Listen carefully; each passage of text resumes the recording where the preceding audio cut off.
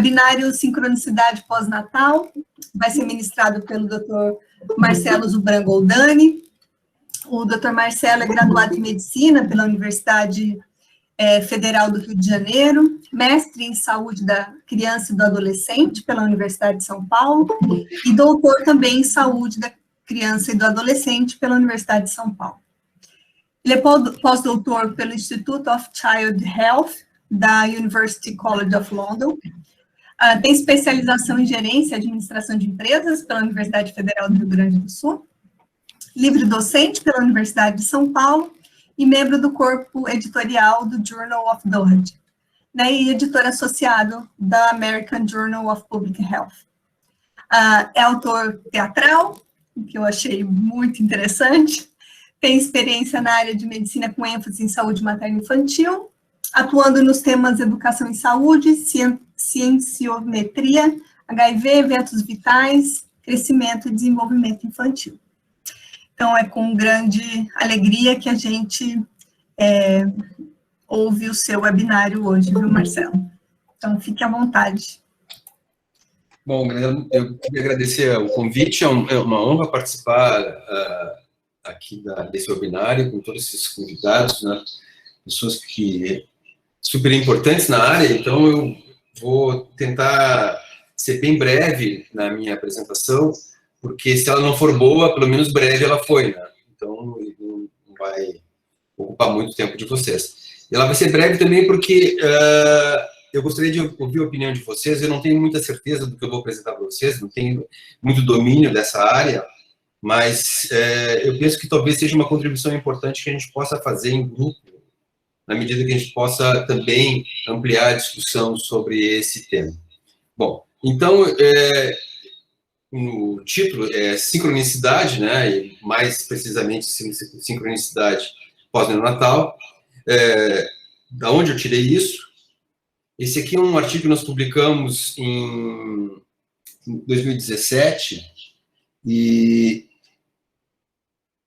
de um estudo que nós conduzimos aqui em Porto Alegre, que é o IVAPSA, e ele segue crianças recém-nascidos de 5 grupos de mães diferentes, né? Filhos de mães diabéticas, filhos de mães hipertensas, né? Um grupo controle, um grupo de mães fumantes, e um grupo de crianças que nasceram, um grupo que nasceu pequeno para a idade estacional. Então, nós fizemos um segmento no primeiro ano dessas crianças, tivemos, assim, 6 visitas, 6 intervenções, 6 ondas em cima dessas crianças, depois revisamos elas agora com 5 anos de idade. A primeira fase terminou em 2017 e a segunda agora em 2020. Em torno de 400 crianças, mais ou menos, que nós seguimos nesse período. E nós escolhemos várias informações, entre elas nós escolhemos também leite materno das mães, né? E medimos algumas substâncias, temos ainda uma amostragem bem interessante de leite materno deles. E o que me surpreendeu nesse artigo, nesse trabalho, que foi de uma aluna minha, a Nunes, foi o seguinte, né? Como todo mundo sabe, após o nascimento existe uma explosão hormonal, as crianças fazem um reset, né? Os recém-nascidos fazem um reset de todos os eixos hormonais e depois volta a um nível pós-neonatal, né? Nós pegamos aqui a leptina medida em 2 momentos. Primeiro, no colostro e depois no leite maduro, né? No colostro, a concentração de leptina era semelhante em todos os grupos, né? Tanto no grupo controle, né, como também nos grupos, né, de mães fumantes, diabéticas e hipertensas. Quando nós medimos essa mesma leptina no leite maduro, houve uma queda significativa nas crianças com pequenas para a idade estacional, né? E de uma maneira assim interessante, parece que preparando essa criança, né, para ter um menor nível de saciedade e, portanto, ganhar mais peso, né, ser mais faminta, né, mais voraz e buscar um catch-up de peso e, enfim, de crescimento. A pergunta que se pôs foi o seguinte: mas quando que acontece isso? Será que era uma programação intraútero ou aconteceu pós o nascimento? Se for pós o nascimento, né, quais são os fatores que levaram a essa sintonia, né? Então, nós medimos também tempo de mamada dessas crianças, medimos número de sucção que essa criança teve, né? Horários, enfim, uma série de variáveis que não conseguiram explicar esse fenômeno. Aí eu fiquei pensando, pô, mas de repente existe um processo de relacionamento entre esses dois organismos que coloca esses dois pares, né, aliás, esse par, num set, numa posição muito semelhante, um ajudando o outro, né, um ligado ao outro, né, nesse caso, sincronizado ao outro. Bom, eu também, alguns anos atrás, quando eu era mais jovem, eu li esse livro, Sincronicidade, do Jung, e o que me chamava a atenção era essa magnitude do fenômeno e sua extensão, e não permitia, já que ocorria no mesmo tempo, né, a estabelecer nenhum tipo de causalidade, né? E ele, do ponto de vista psicanalítico, ele achava que isso poderia ser uma amplificação de uma coincidência. No livro ele descreve um momento que ele está sentado na frente do Lago Vitória, em Genebra, lendo sobre alguma coisa de um paciente que estava falando sobre peixe, e de repente pula um peixe da água e cai no pé dele, né? Então ele considerou esse momento como um momento de profunda, né, sincronicidade entre o que ele estava pensando e o peixe que caiu sobre seus pés. Mas, enfim, o que é a sincronicidade? Do ponto de vista físico-biológico, né? Então, é um evento de ocorrência simultânea ou sem possibilidade de determinação de distância temporal. Portanto, não tem ausência de causalidade, né, levando em consideração que a questão do tempo e causalidade, eles concorrem, né, com extensão amplificadas e possivelmente irreconhecíveis. A gente não sabe aonde esses fatores podem alcançar dentro do organismo e dentro de um espaço físico, né? Sofrem efeitos de ruídos, distúrbios, que provavelmente, nesse caso das mães que tiveram crianças pequenas para a idade estacional, foi a baixa capacidade de nutrição desses indivíduos, que ofereceu um distúrbio e modificou o sincronismo dessa dupla, né? E esses dados são movidos de memória, né? Eles têm ciclos também. Bom, algumas características funcionais dos sistemas sincrônicos, eles não são lineares, né? Como, de resto, todas as nossas manifestações endócrinas, por exemplo, né? Não existe uma linearidade em secreção e correlação, né, entre um e outro. Existe uma aderência à teoria do caos, isso é o movimento da borboleta. Uma vez que tu movimenta um ponto aqui e sincroniza com o outro, tu não sabe qual é a extensão disso, né? O movimento de uma borboleta aqui pode alterar o ciclo de um outro fenômeno muito distante, né? Existe uma deficiência importante de enfrentamento matemático para esses fenômenos, né, esses fenômenos sincrônicos, mas como a gente lida com dois indivíduos, e dentro desses dois indivíduos, né, existe uma série de correlações, de relações, melhor dizendo, que são sincrônicas, e esses indivíduos também obedecem a essa mesma lei da sincronia. Então, o modelo utilizado para estudar esse fenômeno seria um modelo generalizado misto, né, onde leva em consideração esses dois momentos, né, o sincronismo de cada indivíduo e entre eles. Existe também uma distribuição fractal desses fenômenos, né, e eles só podem existir dentro de organismos com alta complexidade. Eu vou explicar um pouquinho disso para vocês.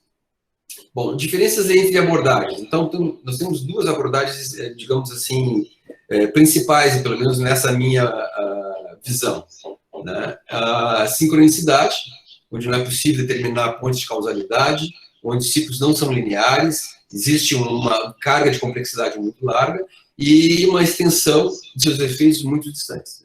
E a diacronicidade, que é uma distribuição temporal de eventos, a possibilidade de determinar a causalidade, e a base para os modelos de Doherty que nós utilizamos corriqueiramente. A diacronicidade, né, as análises diacrônicas, né, elas são as nossas análises habituais, onde o tempo sempre está presente, né? O tempo de uma reação, o tempo entre uma causa e um efeito, que pode ser pequeno, pode ser longo, pode ser secular, pode ser não secular, pode ter uma tendência secular ou não, enfim. Isso é a abordagem, digamos assim, histórica dos eventos que nós utilizamos corriqueiramente. Também é importante pensar nesse conceito, o conceito de fractal. São sistemas estruturalmente irregulares, de autossimilares, dos quais as partes replicam as formas e a função do todo. Né? Do ponto de vista geométrico, né, um belo exemplo de fractal é uma couve-flor, né, ou um brócolis desses híbridos. É uma parte dele representa o todo. Né. Do ponto de vista biológico, eu vou mostrar para vocês como funcionaria ou funciona a fractalidade. Então, aqui, vejam, à esquerda, pelo menos na minha esquerda, não sei se é a esquerda de vocês, tem Spatial Self-Similarity, né, que é o desenho de distribuições fractais. E aqui, a representação temporal dessa fractalidade, né, na frequência cardíaca. Então, 300 minutos recorta para 30 minutos e recorta para 3 minutos. Né? E a distribuição é a mesma, né? Mostrando justamente aquele momento lá. Um fractal passa para outro, uma distribuição fractal mais distante e que passa para uma mais distante, mais longínqua. Né? Esse seria o sistema de fractalidade dos efeitos biológicos dentro do organismo humano. Também existe uma outra abordagem fractal, isso é, as reações e controles se dão de maneira hierárquica da célula para os tecidos, para os órgãos e para o organismo como um todo. Tá? Então, a fractalidade ela teria várias dimensões dentro da organização de um ser vivo. Um outro aspecto importante também, esse aqui é a representação de 4 frequências. Tem alguém martelando aqui do meu lado, impressionante, tudo sobre obra aqui, e eu quero pedir desculpa para vocês em relação a isso. São 4 representações de frequência cardíaca ao longo do mesmo período de tempo. Vejam vocês que elas são bem distintas. Eu vou usar a seguinte... Eu vou fazer uma pergunta para vocês. Tá? Eu sei que não é habitual, mas eu acho que seria importante. Qual dessas 4 vocês acham que é anormal? Pertence ao paciente normal?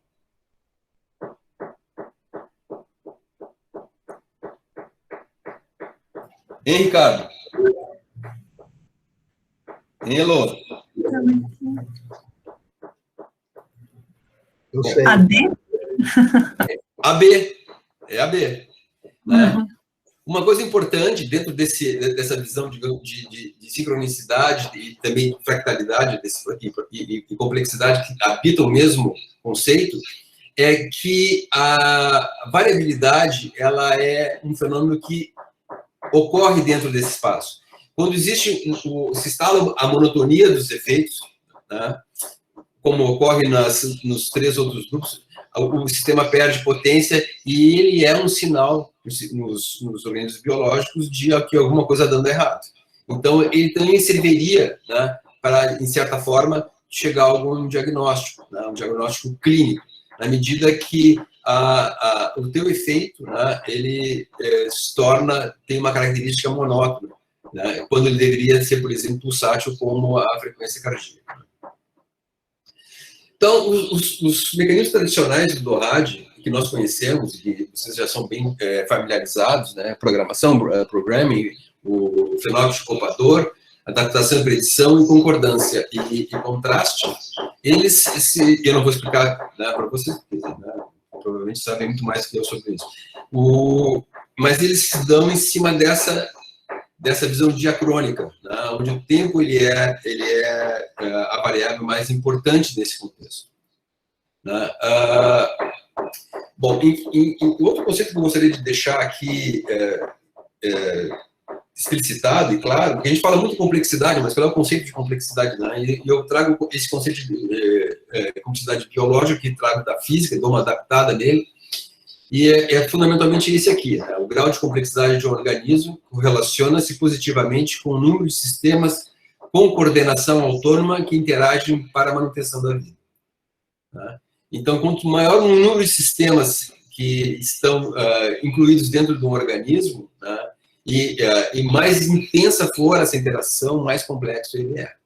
Se alguém tiver alguma dúvida, por favor, interrompa. Se não concordarem, por favor, também interrompa.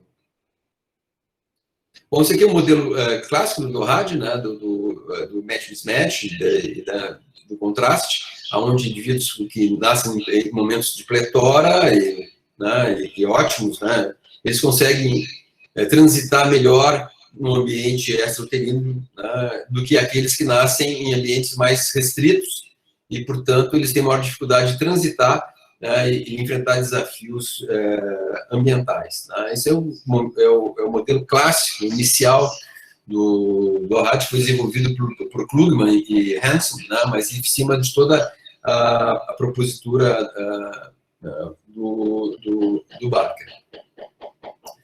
Bom, voltando basicamente para essa questão da mãe e do filho, né, eu proponho que exista alguns sistemas sincronizadores entre mãe e recém-nascido. O primeiro deles, não necessariamente o mais importante, mas eu botei aqui na lista, é a aquisição de flora intestinal, né, o aleitamento materno, que os estudos que a gente está fazendo aqui, vendo metilação e acetilação de algumas células presentes no leite materno,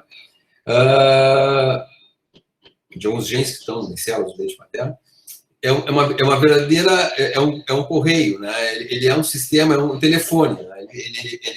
Toda hora, lá e cá, é um correio impressionante, o número de mensagens que envia e recebe através de outros tipos de mensagem, né? Olhar, tato, número de mamadas, enfim. A prosódia materna, né, que é um fator muito importante, o jeito que a mãe fala, né, o tom de voz, a maternagem, né, que a mãe oferece para a criança e a criança também em relação ao choro, e esse processo de comunicação leva também impactos muito interessantes, né, também no sincronismo metabólico entre mãe e filho.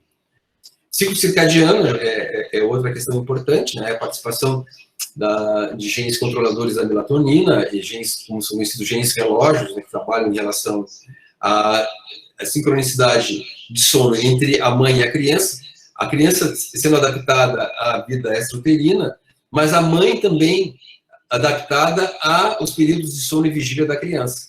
Né? Não é só a criança que se adapta ao claro e escuro, mas a mãe também, né, se modifica as secreções de melatonina e também vai estar mais presente naqueles momentos que a criança precisa mais dela, acompanhando o ciclo circadiano da criança. Bom, eixo HPA, todo mundo já sabe, né, e experiências nutricionais maternas, onde se sabe que mães que têm, por exemplo, uma diversidade de experiências alimentares mais ampla, né, oferece essa mesma capacidade para os filhos que, por sua vez, terão mais capacidade, mais habilidade de enfrentar obstáculos ou desafios alimentares pela frente. Né? Em relação ao sono, né, aqui é bem interessante, tem um ruído, que é o ciclo claro-escuro, né, sendo a voz central, alguns sinais metabólicos e comidas, né, secreção de melatonina pela pineal, placenta, né, vai impactar adrenal, hipófise, órgãos aldos e manter uma homeostase fetal. Né. Esse aqui agora, pós o nascimento. Né, esse é um trabalho experimental em ratos, né, 3 grupos de ratos. O primeiro grupo, primeiro eles mediram a expressão de RNA mensageiro que iriam ser relacionados à metilação de genes produtores de melatonina. Tá? Então, eles viram o seguinte, que aqueles ratos foram submetidos ao claro escuro, tinha uma secreção mais elevada, aqueles que eram só as mães, né? As ratas ficavam submetidas à luz constante, tinham uma expressão menor de RNA, e aqueles ratinhos cujas mães receberam luz permanente durante a gestação, mas os ratinhos receberam melatonina pós-natal, né, recuperar os níveis de RNA pós-natal, né, mostrando também um efeito de coordenação de gatilhos pós-natal na modificação desse efeito. Né. Bom, em relação a esse estudo, a gente publicou, eu, Elô, o Marco, né, e mais gente aí, o Antônio Augusto também, em 2011, creio, né, e a gente mostrou que, foi o primeiro estudo a mostrar que havia uma correlação entre parto cesariano e obesidade na vida adulta. Né. Foi um artigo que ficou foi bem polêmico na época, nós recebemos várias críticas, e também, mais tarde, com as meta-análises e outros estudos, parece que as coisas se confirmaram, né? E que havia realmente, essa era uma relação verdadeira, significativa, pelo menos. Bom, e a gente, naquela época, a gente utilizou o mecanismo que a gente tinha pensado seria uma alteração da microbiota, né, das mães, através da não passagem do bebê pelo canal de parto, eles adquiririam uma biota distinta daquelas que passariam pelo canal de parto. Bom, o que a gente fez? A gente buscou uma amostra de crianças aqui no Hospital Privado de Porto Alegre, onde tem muita cesárea, porque aqui no nosso hospital de clínicas, aqui, a taxa de cesárea é muito baixa, então nós íamos demorar muito tempo para pegar essas crianças, a gente foi para um privado lá, tem bastante cesárea, a dificuldade foi pegar os normais lá. Mas, de qualquer forma, a gente fez um mapeamento da microbiota de meninos que nasceram com parto vaginal e meninos que nasceram, crianças que nasceram com parto cesáreo. Viu no mecônico e nas fezes transicionais. Tá? Então, é interessante que no mecônico já havia, né, culturas positivas de bactérias. E uma clara diferença populacional entre parto vaginal e parto cesáreo. Na hora, a gente pensou, olha, realmente são diferentes, tem algumas bactérias que não estão presentes aqui, né? O Firmicutes, que seria o mais importante, tem uma baixa concentração. Tal. Mas, de qualquer forma, relendo isso e colocando essas questões que eu coloquei para vocês anteriormente, o que se vê nesse parto vaginal, nas fezes de transição, é uma redução significativa da diversidade, né, dessa flora.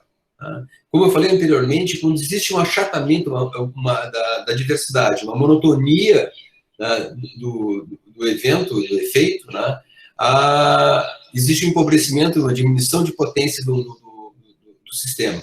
E fundamentalmente é isso, na medida que tu tem uma redução de potência do sistema digestivo ou digestório da criança, né, tu tem repercussões negativas no padrão de saúde de doença dela. Né. Então, essa é uma interpretação de um artigo que já tinha sido publicado em 2017, né, junto com o pessoal lá de Nova York, né, mas que eu faço essa releitura levando em consideração o que eu falei anteriormente. Né. Bom, existe a extensão desse fenômeno, né, a gente sabe que a flora intestinal está relacionada com eventos mentais, né, psiquiátricos, inclusive, né, o autismo teria uma correlação significativa, né, com o tipo de flora que essas crianças autistas têm. Também existem estudos mostrando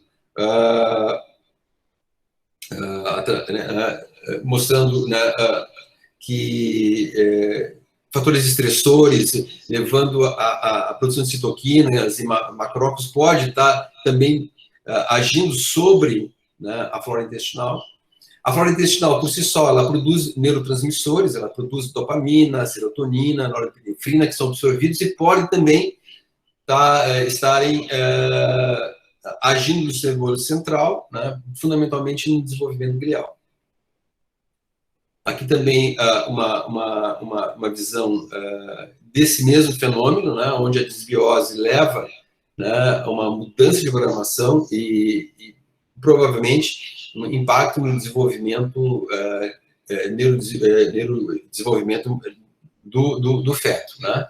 Levando a metilação, não só de tecidos fetais, mas também na placenta.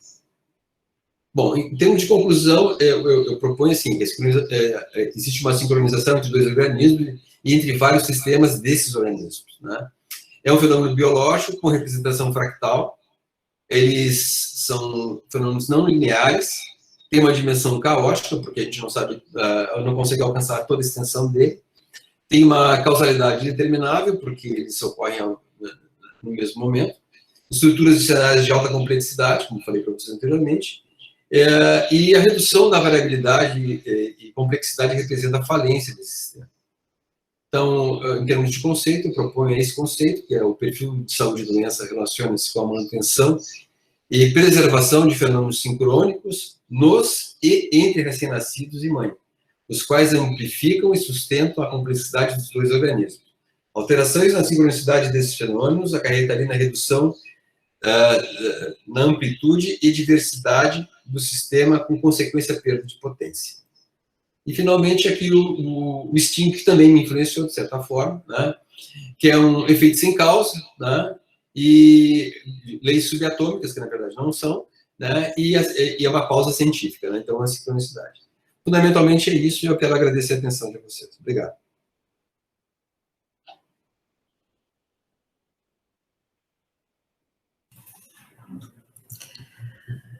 Muito bom, Marcelo. Obrigada. A gente abre agora para as perguntas. As pessoas podem ou se inscrever pelo chat, ou abrir o microfone e ficar à vontade. Isso, ótimo agora. Se alguém não tiver, eu queria fazer um comentário. Marcelo, eu não sei se eu compreendi completamente o conceito, mas no sentido dessa interação entre a mãe e o filho, né, que você conclui dizendo, olha, este efeito é um efeito que a gente observa da mãe para o bebê e do bebê para a mãe, então seria recíproco, né? Nesse sentido, como o filho poderia ter essa influência sobre o organismo da mãe? Claro, tem a amamentação, a energia da amamentação, a energia da gestação, mas além dessa demanda metabólica, a gente poderia presumir algum outro fator? Esse conceito de sincronicidade ele vem fundamentalmente da psiquiatria e também das ciências comportamentais. E na década, ele não é novo em relação a díade, né? Eu gostei daquele serviço. Isso, acho que é. Obrigada. Entre mãe e filho. Né? Então, por exemplo, a questão do olhar, a fixação de olhar, né? Todo o desenvolvimento social da criança, ele se dá em sintonia, em sincronicidade, segundo os autores, em relação à mãe. A mãe seria, digamos, a verdade, assim, a ideia é que a criança nasce com um aparelho, né? Diz assim, esse aparelho, ele já vem sendo afinado durante a gestação, e ele é ligado, digamos assim, dá um reset no cara lá, ligado, e ele consegue funcionar ao mesmo tempo que demandas da mãe são colocadas. E a mãe também liga esse mesmo aparelho, né? E diz assim, olha, agora estamos sintonizados no mesmo momento, para onde eu olho, tu olha também, aonde a criança olha, a mãe olha também, tá? Então, a questão do olhar parece uma questão significativa, isso o pessoal do comportamento analisa muito, né? A questão da prosódia, eu acho a prosódia um troço muito legal, até o PS está estudando isso aí com o nosso grupo lá. Existe um acúmulo de água durante a gestação e edema de cordas vocais, e a voz da mulher fica mais grave nesse período. E digamos assim, essa voz mais grave, né, ela tem um efeito também sobre o choro da criança, como ela se relaciona com ele, a maternagem da criança. Então, existe todo um aparato que se constrói, um aparato biológico que está sendo construído para quando chegar a hora de um olhar para o outro, eles estarem funcionando na mesma sintonia, né, sincronizados um com o outro. Essa é a ideia.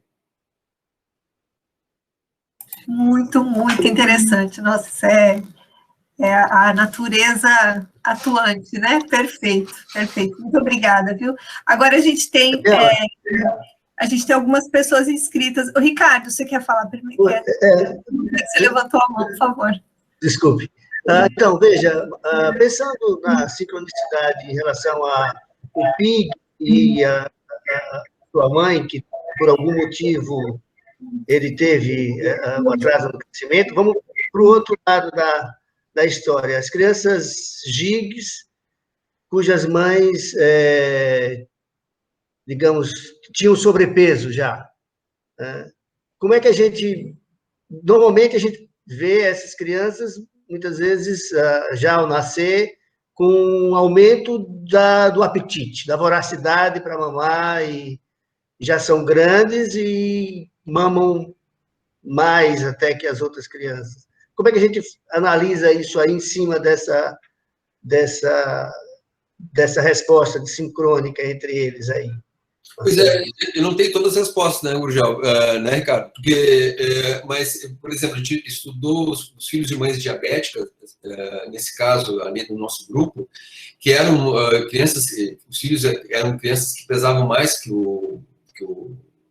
os controles, significativamente mais que os controles, e nós não achamos, por exemplo, alteração. Nós medimos a adiponectina, até me lembro de um trabalho que eu fui aí a Aracaju, que foi tu que orientou.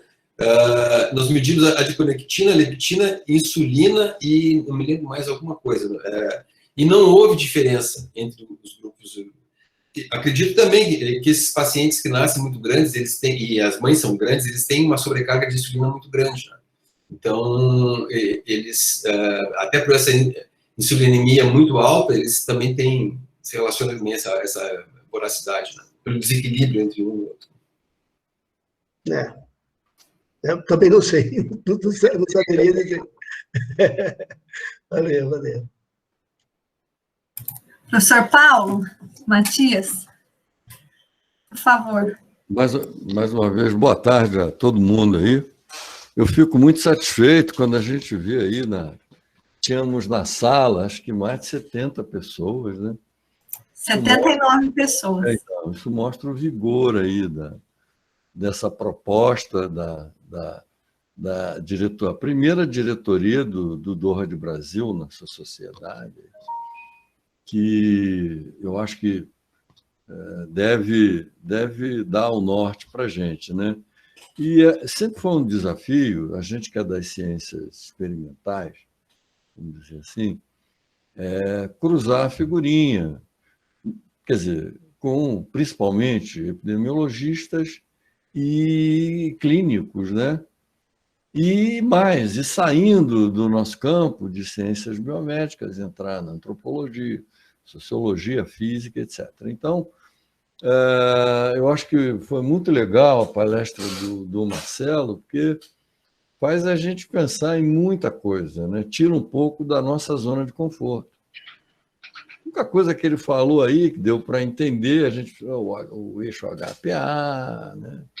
A serotonina e tal, mas, de um modo geral, acho que tirou a gente de uma zona de conforto para tentar. Primeiro, eu acho que é uma coisa interessante, quer dizer, destruir, pulverizar a ideia de que existe um mecanismo. Pulverizou. É claro que, né, eu também defendo essa visão mais, não sei se é holística, mas uma visão mais real, né, fisiológica até do que acontece no nosso organismo. Então, tem vários exemplos mostrando que não é, né? E para quem ainda não acredita, o caso do remédio lá, que era um antagonista dos receptores, a gente teve semana retrasada, o colega lá da FRJ, mostrando a história dos endocannabinoides e um remedinho que, né, foi aprovado pelo FDA. E viu-se que ele agia em outros, vamos dizer, outros sistemas do sistema nervoso central e provocando distúrbios psiquiátricos sérios, um deles que levou ao suicídio, né? E tem vários exemplos, mas eu acho que eu tiro a zona de conforto e eu queria, então, eu acho que é um conceito bem antigo já, a sincronicidade, né? E para a gente entender um pouco o Doherty, não é uma coisa só para o Doherty, acho que é para os fenômenos biológicos, né, Marcelo? Não é só para o Doherty. Só que o Doherty a gente tem um desafio, né? Que a pergunta do colega do Ricardo, lá de Sergipe, também coloca em voga isso daí. E eu fico assim, quer dizer, acho que você tentou mostrar que a lactação é uma fase muito importante. Talvez ela seja mais importante, desculpe os embriologistas, do que a vida embrionária, do ponto de vista do Doherty, né? Então, onde você vê melhor essa sincronicidade, você deu vários exemplos, né? O som, o paladar, né? E outros tipos de comportamento. Então, eu queria concretizar, assim, uma questão, quer dizer, quando você, uma injúria nutricional, quando você coloca para o feto, uma alimentação pobre em calorias, esse feto, você também falou, ele vai trabalhar sincronicamente com uma programação dele com a mãe, quer dizer, passava pela mãe. A gente pode até falar também da lactação, né? E, de repente, numa fase da vida, ele recebe uma dieta abundante, né? O Gluckman mostrou isso muito bem. E aí ele rompe aquela sincronia que ele teve com a mãe. Obviamente que não tem mais o contato com a mãe. Será que eu estou entendendo assim? Ou é diferente? Quer dizer, essa sincronicidade ela determina, mas no momento tem uma ruptura. E essa ruptura, né, da questão fractal, acaba com ela e ele passa a ter uma resposta de acordo com aquele estímulo que ele teve. Ou seja, ele não estava preparado para aquele estímulo ou estava preparadíssimo, porque ele aí consegue acumular mais energia. Então, é minha dúvida que eu tenho para poder entender essa teoria, que eu acho que ela é muito interessante e realmente faz com que a gente pense bastante no que a gente vem fazendo. Muito obrigado, parabéns pela apresentação. Paulo, excelente colocação. Eu acho que essa é uma questão importante, né? Eu vejo da seguinte maneira, né? Todos os fatores de risco ou eventos deletérios, né? Eles alteram o sistema sincrônico que existe entre mãe e feto, diminuindo, né, a amplitude dos efeitos, né? A capacidade de variabilidade e de adaptação dos organismos em relação a esse processo. Por exemplo, diminuição da diversidade da flora intestinal, diminuição de frequência cardíaca, alteração de eixo HPA, né? E a incapacidade o sistema sincrônico continua, né? Mas dentro de faixas mais estreitas, né? Essa é a ideia. Então, por isso que eu estou dizendo que a perda de variabilidade, diversidade, ele diminui a potência do sistema, né? Mas o processo é contínuo, ele mantém uma história, né? Por isso que ele tem uma memória, né? Então, uma vez que ele é injuriado, assim, ele continua, pelo menos na minha visão, mas com uma diversidade e uma capacidade de adaptação a novos ruídos menor.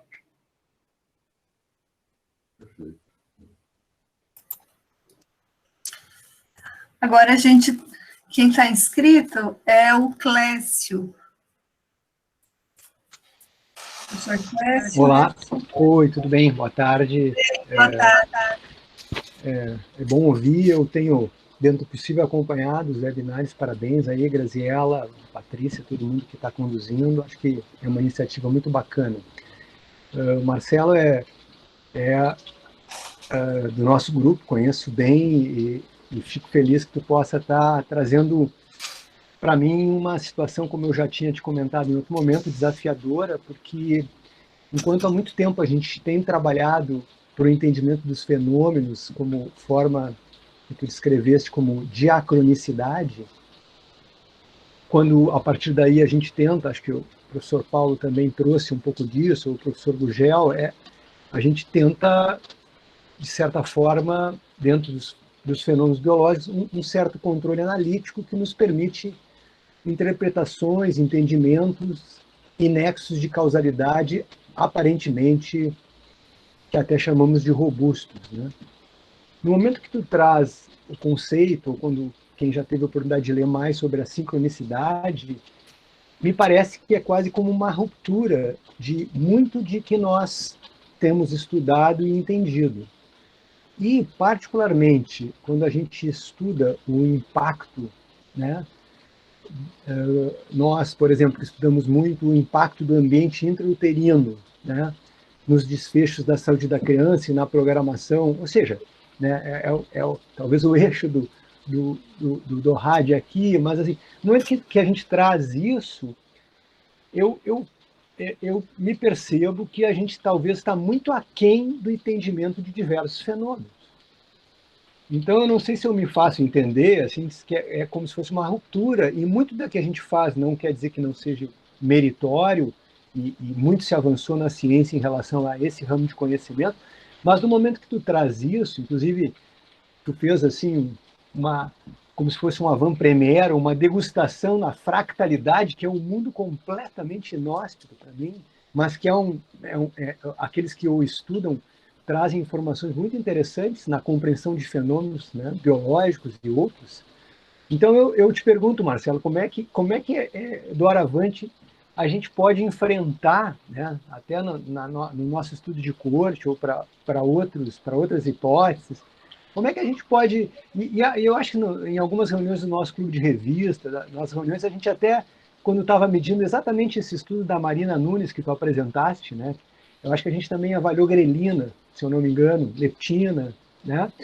E a gente discutia com os alunos que aquilo ali não era o suficiente para responder os inúmeros processos envolvidos, né, dentro da nossa programação metabólica que a gente desconhece, né? Então, eu acho que assim, a sincronicidade me traz a minha humildade científica. Eu acho que essa é uma reflexão que eu faço. Então, o meu desafio é assim, como é que tu entende isso? A gente ainda, talvez, daqui a 10 séculos, a gente consiga conhecer um pouco mais desse fenômeno da sincronicidade, ou dessa conceituação, né? Não sei, eu fiquei pensando sobre isso. Queria te ouvir. Pergunta ótima. Eu acho que a Gridiana, inclusive, ela também pergunta mais ou menos nessa mesma direção, Gridiana Moreira. Eu já vou respondendo para os dois já. Eu penso que uma coisa não substitui a outra, são coisas que andam paralelas, né? As análises diacrônicas, elas são necessárias e a epidemiologia ela sustenta em cima disso, a questão de tempo é fundamental. Agora, a gente sabe que o grande problema da epidemiologia, e isso é a questão da causalidade, determinar a causalidade, né? Também tem essa questão. Eu acho que é apenas um lugar, eu proponho apenas uma abordagem diferente, mas não é substitutiva, entendeu? As outras permanecem e permanecem muito fortes ainda. Os modelos do rádio eles são muito bem robustos, eu continuo acreditando neles. Só que a ideia que eu tenho é tudo transversalizar, tu tem uma extensão desses efeitos, né, e tu, na verdade é tudo apresentar uma visão transversal dos eventos, né, e dessa correlação mãe-filho, que seria essa questão da sincronicidade, as coisas que ocorrem no mesmo tempo. Na verdade, o tempo é o senhor da razão novamente nesse aspecto, né? Nós consideramos ele como uma variável significativa, a outra nós tiramos ele como uma variável significativa, né? Que esteja atuando, na sincronicidade atuaria no mesmo instante. Não são, uma não anula a outra, né? Não são, eu acho que elas se somam e E, portanto, agora, a Cauane, ela falou uma coisa interessante também, né? Tem que ter modelos robustos em matemática para enfrentar isso. Existe uma série de estudos na física e na matemática buscando, né, a construção de modelos matemáticos e robustos para enfrentar fenômenos biológicos, levando em consideração esse conceito, né, de fractalidade e de sincronicidade. Quer dizer, ainda há muita matemática ainda para ser produzida, né, para a gente conseguir colocar essas ideias, né, para funcionar de maneira adequada. Mas eu acho que dá, eu tenho que pensar bem no assunto também. Eu não sei muito bem como é que essa coisa vai acabar. Ok, obrigado. Agora quem está inscrita é a Cristiane Maté.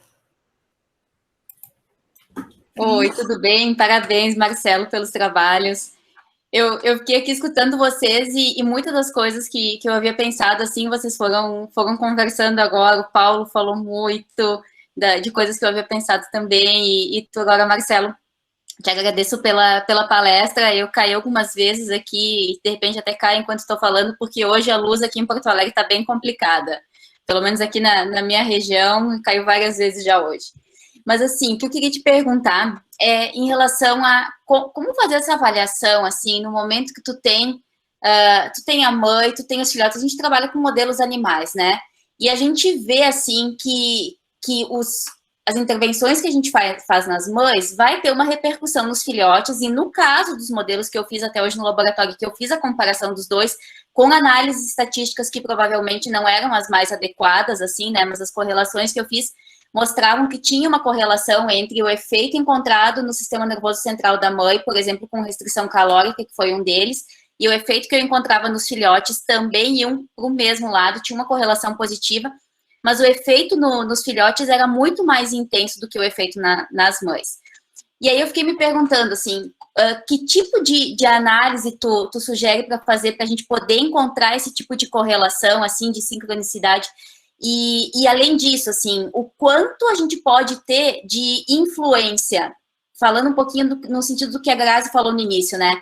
Da mãe sobre o filhote, mas também o filhote sobre a mãe. E como a gente pode alterar isso, assim? Porque a gente pensando em microbiota, por exemplo, dependendo da dieta que tu tem, de probióticos, de prebióticos, tu pode alterar isso. Mas o quanto efetivamente essa alteração, ela vai se refletir no metabolismo. Então, são duas coisas, assim, distintas, mas tentando juntar um pouquinho tudo. Eu não tenho uma resposta clara sobre isso, viu, Cristiane? Mas eu acho o seguinte, ó, existe necessidade da gente determinar quais são os sistemas sincrônicos entre mãe e filho. E eles são estabelecidos a priori, né? E os ruídos, esses efeitos, por exemplo, deixar de dar comida para a mãe e a criança, e o ratinho ter os efeitos, né? Isso é ruído, né?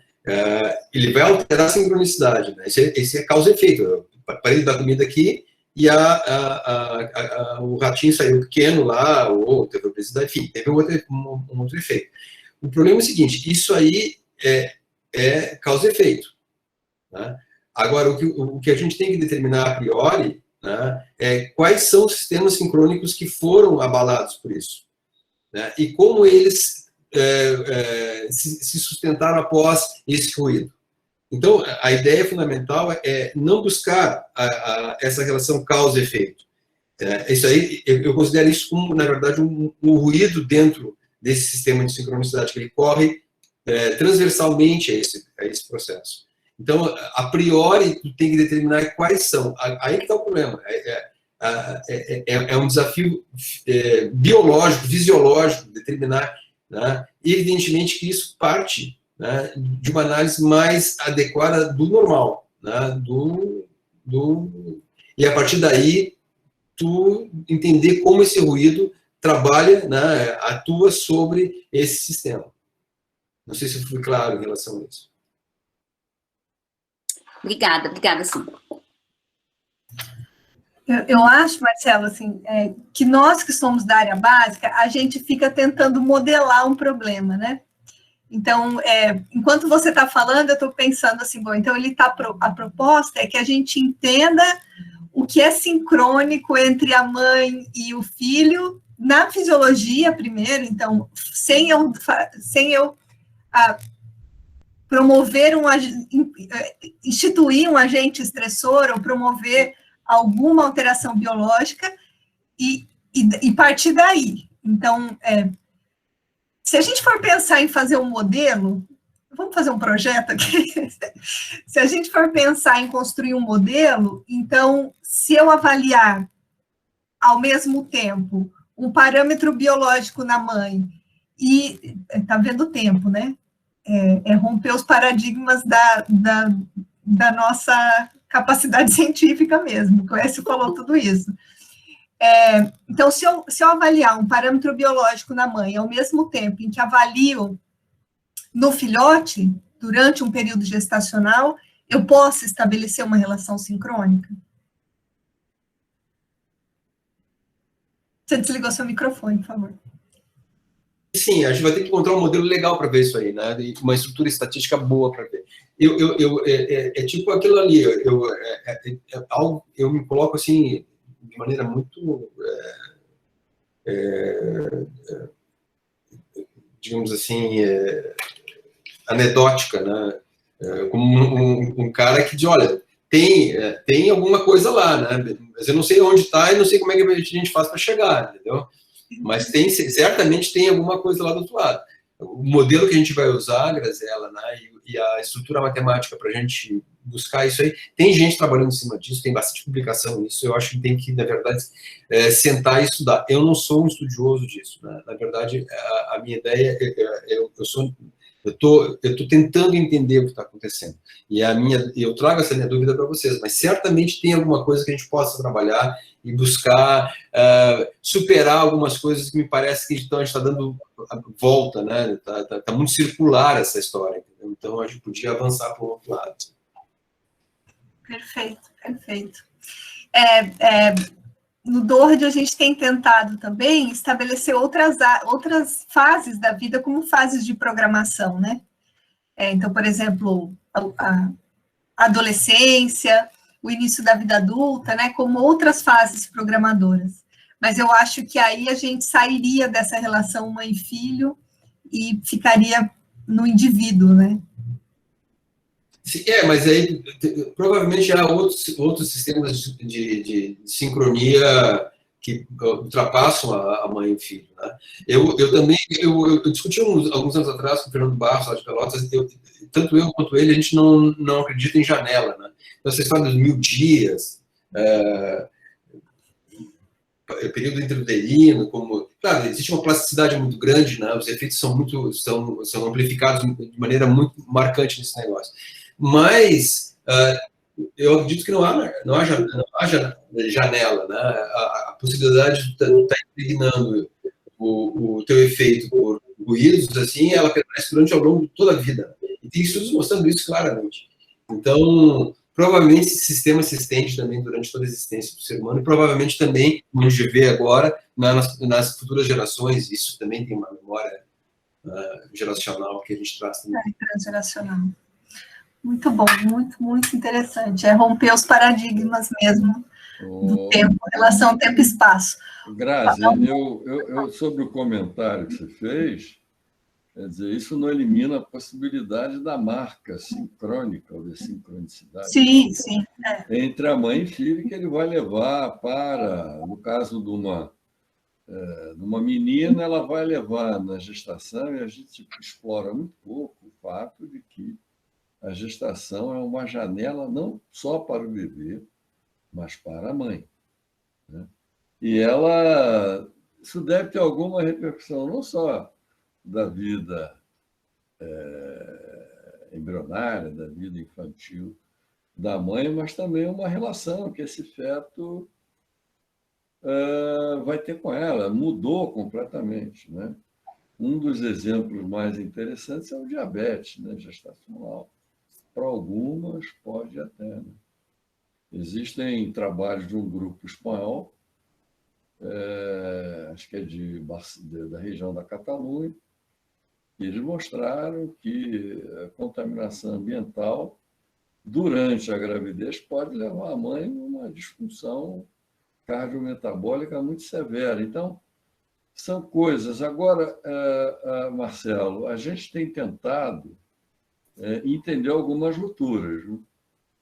E a ruptura principal é porque, né, apesar de um fator que vai fazer a desincronia entre a mãe e o feto e o filhote, né? Apesar disso daí, por exemplo, para a fêmea, ela mantém uma resistência violenta a apresentar disfunção. Eu estou falando do caso, por exemplo, do ciclo circadiano, né? Onde o nosso laboratório fez experimentos com 24 horas constantes de luz durante toda a gestação. E a gente não conseguiu ver, que a nossa hipótese é que a gente iria ver disfunção fisiológica mesmo nos filhotes, principalmente nas fêmeas, e não mostrou essa coisa. Quer dizer, isso pode ser a resistência da mãe, que a gente não estudou muito bem, mas ela também não apresentou, e ela leva isso como essa coisa sincrônica com o embrião ali e a filhote. Então, são rupturas que a gente provoca, mas que a gente não vê alteração, pelo menos até o momento do estado, né, do estado da arte que a gente está agora. Então, é preocupante. É muito interessante, em toda a teoria, a gente tentar procurar ver se tem algum rombo. Como, por exemplo, os religiosos tentam ver um rombo, que eu acho mais é o conceito darwiniano de aparecimento e desaparecimento de espécies. Mas se tenta sempre ver. Um experimento, uma coisa já é suficiente para derrotar. No nosso caso, não, a gente não é negacionista, mas eu acho interessante esse exercício, né, cara? Paulo, eu acho assim legal que tu falou isso aí, porque a gente também vê isso, né? Que as mães, as mulheres, dizendo, elas têm uma capacidade de adaptação muito mais alta, né? E isso também fecha em relação ao que a gente que eu proponho em sincronicidade. Como eu falei para vocês, a capacidade, a variabilidade do fenômeno, ele aponta, né, para a alta potência desse fenômeno, né?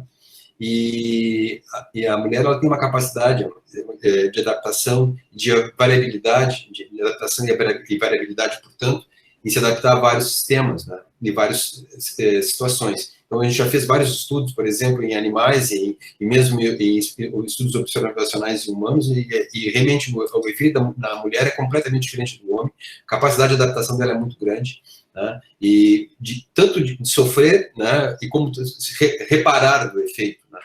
Então, a gente pode dizer o seguinte, né, que a mulher ela é um organismo pronto para, né, exercer atividades sincrônicas, né, com o recém-nascido. Ela está preparada, né, ela tem um organismo, digamos assim, com alta capacidade de sincronicidade com o recém-nascido, né? Nós, homens, por exemplo, não temos essa capacidade, né? Isso provavelmente é um fenômeno muito interessante também, essa pertence, né, a um grupo de pessoas, né, que tem uma missão interessante, que é de procriar, de criar, enfim, né, fazer crescer. É o gênero, né?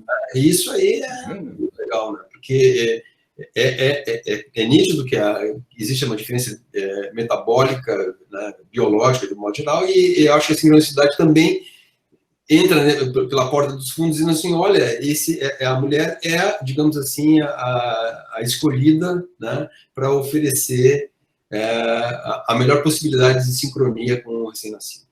E sem um viés machista, né? Que a gente coloca, não, porque elas têm a obrigação da maternalidade, né? Etc. Mas eu acho que não é isso, não. Acho que perpassa essa questão. Do ponto de vista de assegurar a nossa espécie, né? E como qualquer outra espécie, uma permanência no meio ambiente, cara. Agora, se a gente não entender isso, a gente não vai dar importância ao Doha. Né? Se a gente não entender isso, a gente vai deixar passar a oportunidade para, quem sabe, né, evitar muito sofrimento. Eu não digo morte, né? Por isso que eu acho que estudar essa questão é capital para o Doha. Eu, como feminista, né, na verdade, essa situação me dá uma certa carga de inveja muito grande. Né? Eu gostaria também de ter essa capacidade de sincronizar com os meus filhos, tal, essas coisas todas com as crianças. Apesar de ser pediatra, né, então era uma coisa muito mais legal, assim, seria mais interessante. Mas eu não sei, né, eu concordo contigo também. A Veridiana fez um comentário aqui, Marcelo. Posso usar o termo prosódia do pesquisador na manipulação experimental com roedores? Caso sim, poderia ser um viés incontrolável em experimentação, considerando a sincronicidade feto-rata gestante, por exemplo?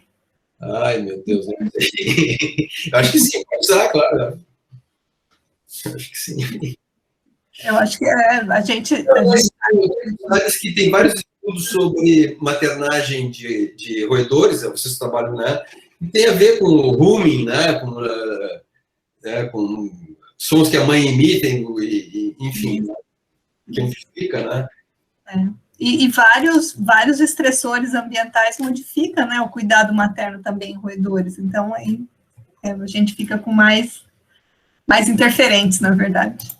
Aí na tua universidade, né, tem que falar, quando a gente tem que prestar homenagem ao Bolten. Acho que ele aposentou, Cristiano, o professor Bolten, e acho que foi um dos primeiros no Brasil a trabalhar com esse tipo de comportamento, que é muito bacana. Pena que o Rodrigo foi embora, ele tem um resultado interessante, mas ele separava ninhadas, elas causavam uma explosão comportamental muito grande, com um reflexo lá na vida adulta. Não sei se era do teu departamento e tal. Ele é do meu instituto. A gente convidou ele no ano passado para vir dar uma palestra, inclusive convidamos ele para o nosso congresso também. Mas ele já está agora muito mais voltado para a parte de ensino e educação do que para a parte de pesquisa. Ele já não tem mais alunos no laboratório há algum tempo. E aí, em função disso, ele optou por não participar. Mas, infelizmente, é uma pena, porque eu já vi várias palestras dele aqui e fora. Ele tem resultados espetaculares. Quem seguiu um pouquinho a linha de pesquisa dele, Paulo, foi a Carla Dalmas, que vai dar uma palestra para a gente aqui nesse ano. Ela já está confirmada. Beleza. Então, ela vai falar sobre isso, mas é uma pena, assim, e dos alunos dele também, ninguém acabou seguindo, sabe, a linha de pesquisa. Isso é uma pena. Mas isso mostra que, quer dizer, pelo menos é o único que eu conheço no Brasil que faz esse tipo de trabalho, e agora a gente viu a importância de determinar isso. A gente trabalha, viu, Marcelo? Desculpa. A gente trabalha com insulto nutricional, insulto do ar, insulto da água que consome, insulto de contaminantes da comida, né? Agressão antibiótica. E a gente está esquecendo de determinar como é que é. Eu acho que aí tem um pouco do que, não vou me aventurar tanto, mas deve ter um elemento da sincronicidade, quer dizer, há tantas mamadas, os ruídos que ela faz chamando a ninhada, ela vai recuperar um ou outro filhote, ela lambe, o filhotinho também vai lamber, a quantidade de ratinhos da ninhada. Tal. A gente que estuda isso tem um modelo aí que é a redução de ninhada, e ninguém fez isso daí, quer dizer, parece que agora vai fazer. E eu me lembro sempre do Na realidade, Aldo, tem que fazer em todos, né, Paulo? Todos nós temos que fazer, porque ele é um fator programador, né? Eu ando fazendo em todos os meus modelos. Então, eu desconhecia, né, a não ser o Aldo que fazia, mas ele estudava isso, ele tirava a ninhada, tirava um, tirava dois. O cuidado materno tem que fazer. Para ver a alteração do cuidado, mas isso determina tal. Né? Então, se a gente conseguir, não é difícil esse tipo de comportamento. Então, não exige uma alta tecnologia eletrônica, é observacional mesmo, mas tem que ter o cuidado de observar, né? E aí a gente vai poder ver essa questão da sincronicidade durante a lactação, que eu acredito super importante para uma série de... Então, legal é essa, a gente trocando essas figurinhas, né?